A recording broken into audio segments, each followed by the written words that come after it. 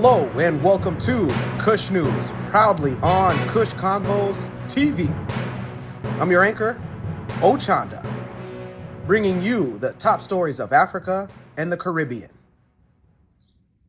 Let's bring in you the top stories of Wednesday, March 15th, 2023. We start off in Southeastern Africa. Over 200 killed and thousands displaced in Malawi, Mozambique following Cyclone Freddy's destruction. Wet clothes hang from windows of a school in Kampani, a district in Malawi's commercial city of Blantyre, where hundreds of people have sought shelter from the deadly Cyclone Freddy. Packing powerful winds and rain, the cyclone's return triggered floods, mudslides that washed away homes and buried their inhabitants. Meyaso Chinthenga, age 14, said he was out fetching for firewood when he and other boys saw, quote-unquote, rocks rolling down a mountain and ran for dear life. He also stated, "Some of our neighbors died on the spot. He and his family only escaped with their lives." He added, "Our house was destroyed and we lost everything. Some of our neighbors died right on the spot." The family of 5 came to Kapani Demonstration School on Monday after the premises were opened to accommodate some of at least 19,000 people that authorities have said have been displaced by the storm. A teacher at the school stated, "A lot of people arrived here seeking shelter. They were running away from the mudslides. We decided to open the classrooms for them."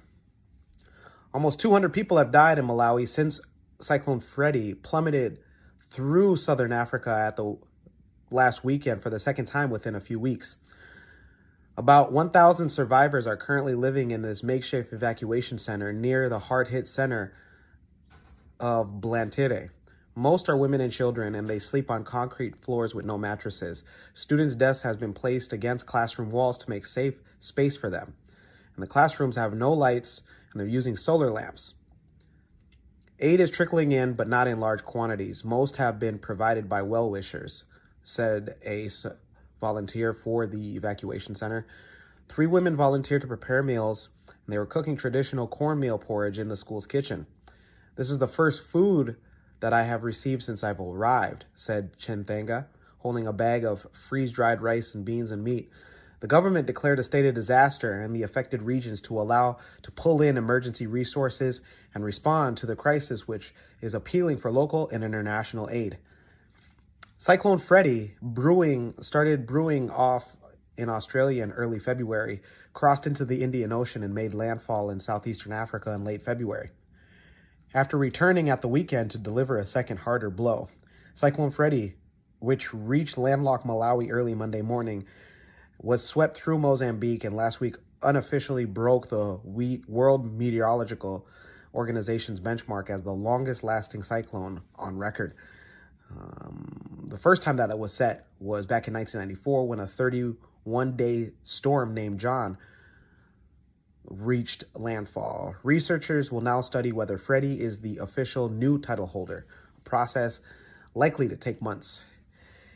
If you have any more information on how to get relief or measurements to support Malawi and Mozambique individuals, let us know in the comments below and reach out to us at Kush News. Let's go to Ethiopia, East Africa. Top Ethiopian officials host United States Secretary of State. Ethiopia's Deputy Prime Minister and Foreign Minister hosted the U.S. Secretary of State Anthony Blinken. A top diplomat who's set to visit 2 countries on the continent of Africa will first meet with Ethiopian federal officials and Tigray representatives in Addis Ababa. He'll discuss the implementation of a peace deal that ended the war in Ethiopia's northern Tigray region, as well as a humanitarian support. The conflict led the United States to suspend some preferential trade agreements with Ethiopia, which could also be on the agenda. At the start of the meeting, Anthony Blinken had said, quote unquote, "It's very, very good to be back in Africa, especially to be in Ethiopia.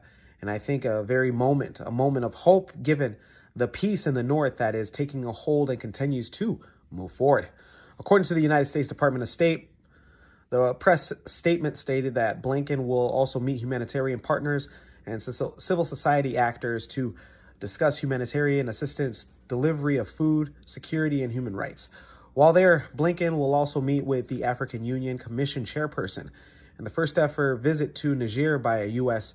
Secretary of State on March 16th, Secretary Anthony Blinken will meet with President Mohamed Bazoum and Foreign Minister Hassoumi in Niamey.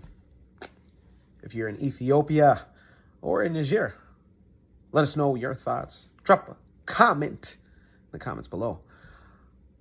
Let's go back to South Africa. Calls for Ramaphosa to step down to prevent looting during national shutdown, says his opposition. We go to Cape Town, and the economic freedom fighters leader, Julius Malema, had said that only President Ramaphosa's resignation may prevent a planned national shutdown on Monday, March 20th, 2023. The economic freedom fighters political party is plans to mobilize hundreds of its members, along with citizens of South Africa, in their additional demand for an end to load shedding. The party has called on businesses and factories across the country to close on the day in action in order to avoid, quote unquote, the looting. Former cabinet ministers and have resigned from their positions. This comes after cabinet reshuffle by President Ramaphosa, and an additional departure is expected from former Deputy of Water and Sanitation, Magadazi.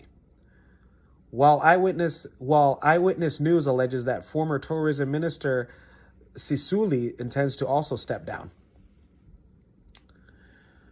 This upcoming national shutdown is also in partnership and also going to be with the South African energy regulator, a company that provides 1,200 additional megawatts for a 20-year contract. This has been on the mind of many South Africans, along with unemployment. Anybody in South Africa, let us know your comments below. Let us know if you're going to attend the potential shutdown and walkout on March 20th. And let's go to North Africa. Foreign students in Tunisia demand change of policy. Foreign students in Tunisia demand an action from the Tunisian government after a spat of racial attacks and comments by President Kais Saied about illegal immigrants. It was back in February that President Kais Saied made statements regarding sub-Saharan immigrants in Tunisia, stating that there was an agenda to change the racial demographic of Tunisia from an Arab state to a more African state. The organization that represents sub-Sahara students denounced over 400 arrests.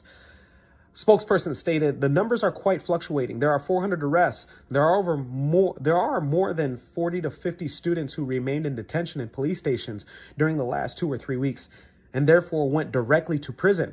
Fortunately, most of them have been released, said Christian Kangweng, president of an association representing the sub-Saharan African students in Tunisia. At least 100 students made emergency repatriations. Governments from Mali, Ivory Coast, Guinea, and Niger have sent charters to Tunisia to get back their immigrants, especially their students. Sub-Saharan African students make up an overwhelmingly majority of international students in the private education sector in Tunisia, and a significant proportion at public institutions, according to the Ministry of Education representative of Tunisia. The Ministry of Higher Education wants to send a message to reassure students, migrants, and review the new and reoccurring demands of international students. The government worked on the issues of residence, conditions, and permits. And I would like to remind you in Tunisia that most international students enter without visas. So the process is rather quick and simple, said Malik Kolchif, Director of International Cooperation at the Ministry of Higher Education of Tunisia. International students in Tunisia, mostly from other African countries, grew to 9,000 last year, a 5-year increase since 2011. With that, we in today's Kush News with the African proverb of the day, one of my favorites. And it comes from Namibia. Hello, Namibia. And it reads, Earth is the queen of beds. Once again, Earth is the queen of beds. If you have your own interpretation, drop it in the comment below. For Kush News, I'm Ochanda on Kush Convos TV. Enjoy.